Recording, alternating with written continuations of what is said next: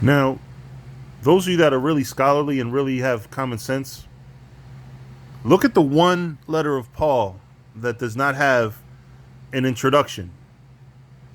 The book of Hebrews. Why? Because to the Hebrews, Paul needs no introduction. This is his people here.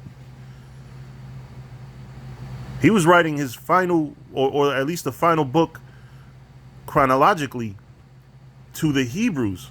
And they know who exactly he is because he himself is a Hebrew. So you notice this is the one with the least clues at the beginning that it's talking to Israelites. But just to make sure you understand, chapter 8 and 8, for finding fault with them, he saith, behold, the days come, saith the Lord, when I will make a new covenant with the house of Israel and with the house of Judah. So still only Israel. All the way from Romans all the way to Hebrews. And again, you notice that this is the first letter of Paul that doesn't have clear-cut clues from the beginning, doesn't have an intro. He just said, the Most High, who at sundry times and in diverse manners spake in time past unto the fathers by the prophets. This doesn't say, oh, this is written by Paul with the help of Timothy and with the help of Philemon. It just says, it just goes right into it. Because Paul needs no introduction with this particular group he's writing to. Common sense, Israel. Come on. All right, but with that, I'm going to say shalom.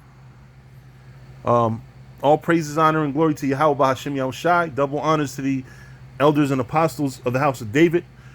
Salutations to you brothers throughout the four corners of the earth, teaching the truth in righteousness and sincerity. To you Israelite foreigners, come back home to the truth. To those that passed away serving the Lord, the dead in Yahushai shall arise first. And last thing I want to say, Salak, I also want to say, when you read these letters of Paul, every single letter of Paul was written to different churches or different individuals, and it was to tell them kind of customized advice. So in other words, the advice or the information he told the Hebrews is for the Hebrews. It wasn't for the Romans. It wasn't for the church at Thessalonians, the Thessalonians. All right, the letter of Thessalonians does not apply to the Ephesians. All right, he gave each and every one of them their very own set of advice. And I'll just leave it at that, because the book of Hebrews is the book where people use a lot to justify breaking the law, but he's talking to the masters of the law. He's talking to the masters of the law. He's basically telling them, listen, still keep the law, but just, fall back off of, certain aspects of the law. You have to have grace. That's what he's telling the Hebrews here.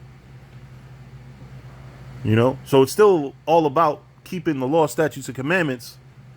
But to the Hebrews, he's telling them, listen, he's giving them Yahushai. That's why the book of Hebrews is all about Yahushai. All right. So with that, shalom.